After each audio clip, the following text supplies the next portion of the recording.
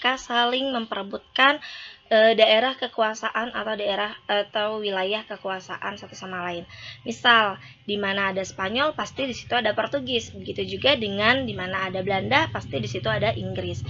Nah, antara Spanyol dengan Portugis pada waktu mereka sama-sama sampai di wilayah Nusantara, khususnya di daerah Maluku, nah muncullah konflik atau persaingan antar keduanya. Nah, untuk menekan atau menghindari peperangan yang besar, akhirnya mereka berdua atau keduanya sepakat untuk melakukan perjanjian, yaitu perjanjian Saragossa. Isi dari perjanjian Saragossa yaitu Portugis mendapatkan wilayah Maluku, sementara Spanyol itu harus hengkang dari Maluku dan akhirnya pergi ke daerah Filipina gitu. Nah, kemudian untuk dua negara selanjutnya yaitu Belanda dan Inggris. Jadi pada waktu itu Inggris pusat pemerintahan Inggris itu berada di Kalkuta, India. Jadi di Kalkuta, India pada tahun 1600 Inggris mendirikan sebuah kongsi dagang yang diberi nama EIC atau EIC, East Indies Company. Nah, Belanda mendengar berita Inggris mendirikan sebuah kongsi dagang, akhirnya Belanda pun tidak mau kalah. Nah, Belanda itu sudah berada di Nusantara terlebih dahulu. Nah, sampai akhirnya untuk memperkuat posisi dan kedudukan Belanda dari persaingan dengan kongsi dagang dari negara lain, akhirnya 2 tahun kemudian atau pada tanggal 20 Maret 1602 terbentuklah VOC atau Verenigd Oost Indies Company.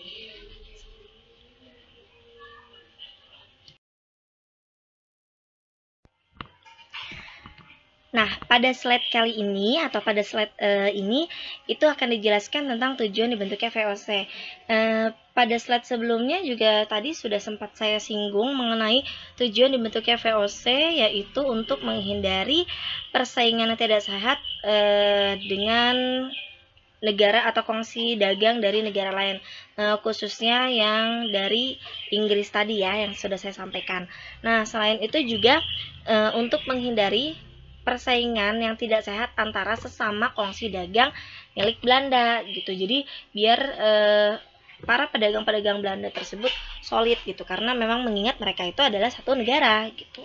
Terus kemudian yang ketiga yaitu untuk mengisi kekosongan kas Belanda akibat perang. Jadi Belanda selain di Nusantara pun di Eropa sana juga sedang terlibat banyak perang gitu. Jadi untuk menambah kas negara gitu. Jadi makanya Belanda itu harus membentuk sebuah kongsi dagang seperti itu.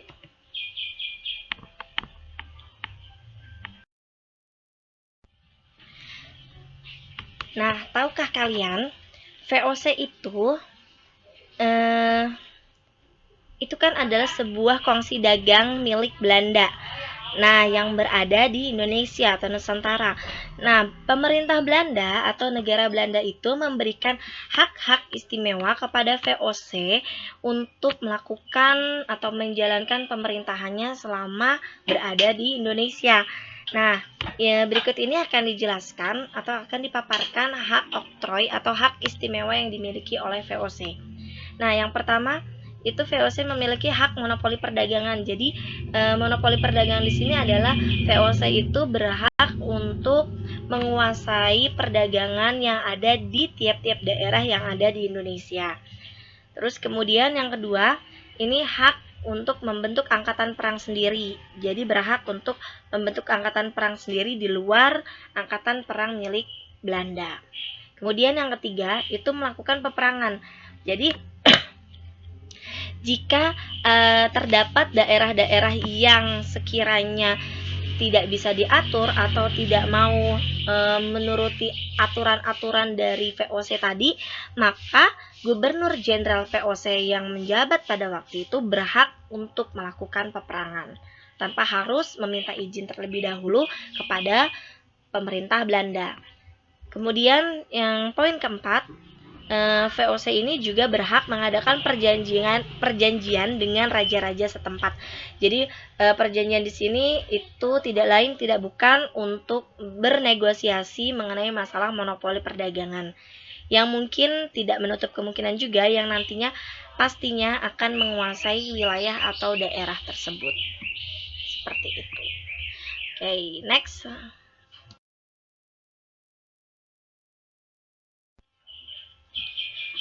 Oke, poin yang kelima, hak oktroy yang dimiliki oleh VOC. Poin yang kelima itu, VOC juga berhak mencetak dan mengeluarkan mata uangnya sendiri di luar mata uang milik Belanda.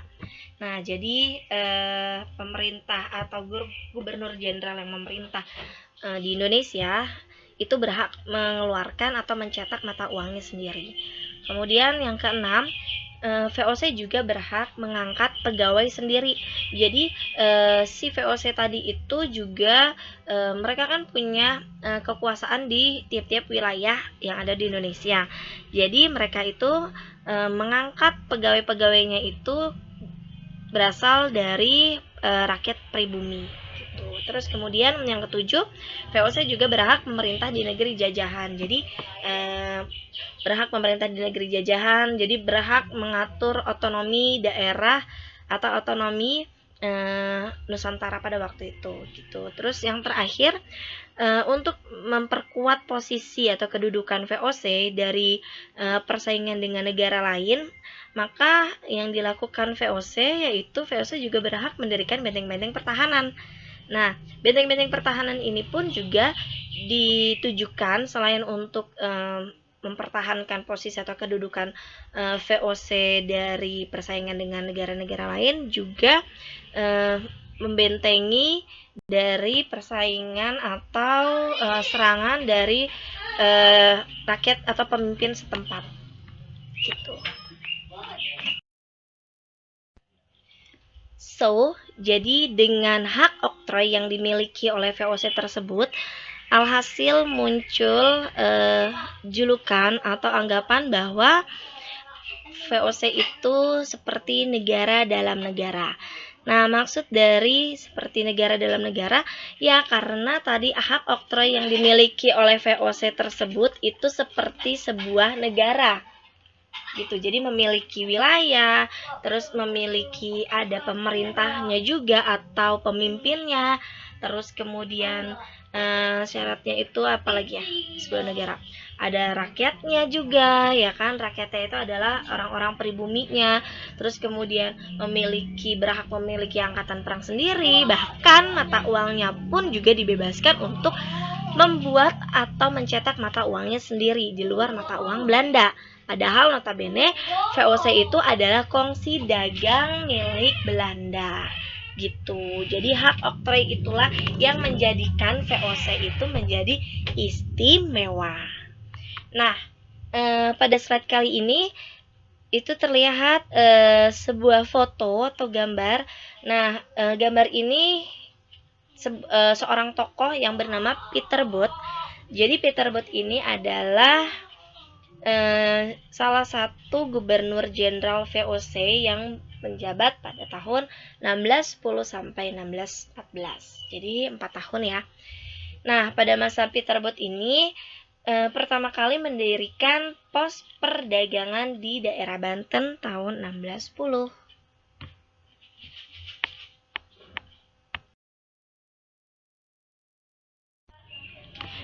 Nah, pada slide kali ini itu akan dijelaskan cara-cara VOC untuk meningkatkan eksploitasi kekayaan alam. Jadi, VOC itu benar-benar menguasai wilayah yang tadi ya, karena memang selain wilayah juga SDA Indonesia. Gitu. Jadi sumber daya alam Indonesia dieksploitasi juga. Tujuannya apa? Yaitu untuk meningkatkan uang kas negara Belanda yang memang amat sangat membutuhkan biaya yang banyak atau yang besar untuk kegiatan perang-perang negara Belanda itu gitu. Jadi meskipun VOC itu diberikan hak-hak oktroy, tapi VOC juga wajib memberikan semacam upeti lah ya kepada atau uang setoran gitu kepada pemerintah Belanda gitu. Nah, di sini ada cara-cara VOC untuk meningkatkan eksploitasi kekayaan alam. Yang pertama, merebut pasaran produksi pertanian yang tadi saya bilang. Jadi, istilah lainnya itu adalah memonopoli perdagangan gitu. Jadi, ini pasaran produksi pertanian. Jadi, hasil tani para rakyat pribumi itu diambil alih oleh VOC gitu. Terus kemudian yang kedua, tidak ikut aktif secara langsung dalam kegiatan produksi hasil pertanian. Paham nggak maksudnya? Iya dong, maksudnya gini ya, nggak mungkin lah bule-bule orang-orang VOC mau terjun langsung nanam padi, terus nyangkul, terus udah gitu nanam tanaman rempah-rempah kayak gitu, kayaknya kan nggak mungkin gitu. Jadi pegawai-pegawai VOC itu biasanya sebagai mandor-mandornya saja. Jadi pekerja-pekerjanya itu adalah rakyat pribuminya gitu.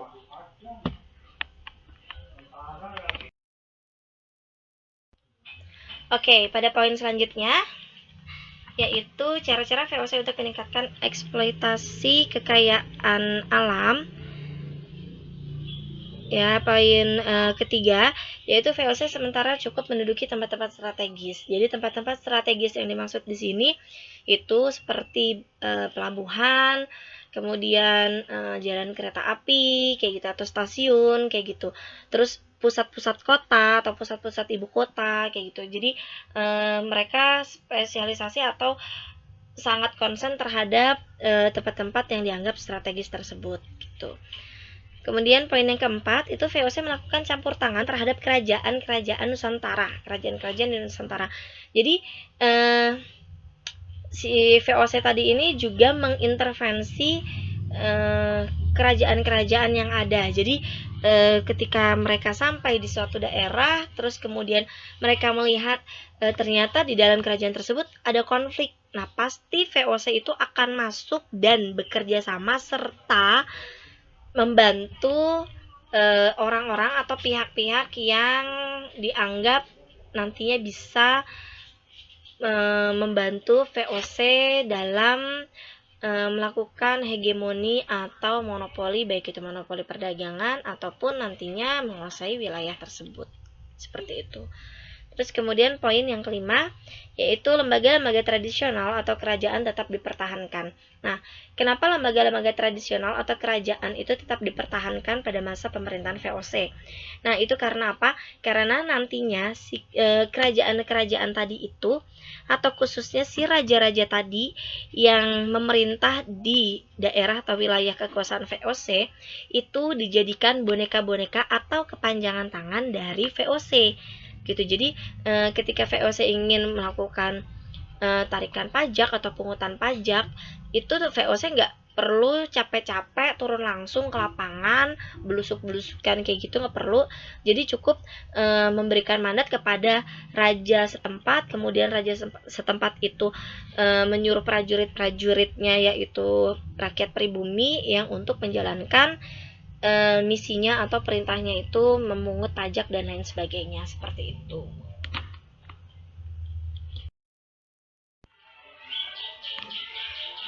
Pada slide kali ini ada faktor-faktor penyebab kehancuran VOC. Nah, yang pertama, semakin luas daerah kekuasaannya. Loh, kok semakin luas wilayah kekuasaannya malah jadi salah satu faktor penyebab kehancurannya VOC? Gimana sih, Bu? Nah, pasti muncul dong pertanyaan seperti itu. Nah, oke, di sini saya jelasin satu-satu ya. Jadi, semakin luas daerah kekuasaan VOC justru itu menjadi salah satu faktor kehancuran VOC. Karena apa? Karena tidak bisa, atau si prajurit-prajurit tadi tidak bisa menghandle atau memantau di tiap-tiap wilayah kekuasaannya sampai ke wilayah-wilayah terkecilnya gitu. Jadi nggak bisa mengontrol semua wilayah yang banyak tersebut, yang semakin luasnya itu gitu. Alhasil jadi satu sama lain atau pegawai pribuminya itu banyak yang terlibat korupsi tapi nggak ketahuan gitu. Terus kemudian yang ketiga itu uang kas VOC habis akibat perang. Nah, kalau habis akibat perang ini mobil khusus selain terjadinya korupsi di antar pegawai-pegawai VOC, itu juga VOC itu juga melakukan peperangan juga atau mendapatkan perlawanan dari berbagai pihak atau di tiap-tiap daerah di Indonesia atau di Nusantara yang dikuasai oleh VOC gitu. Jadi nggak mungkin dong daerah-daerah yang dikuasai oleh VOC itu diem gitu aja ditindas terus dieksploitasi sumber daya alamnya, pastinya melakukan perlawanan-perlawanan juga gitu. Tapi karena memang dari segi persenjataannya pun nggak sebanding, ya secara otomatis pasti kalah juga untuk melawan VOC tersebut kayak gitu.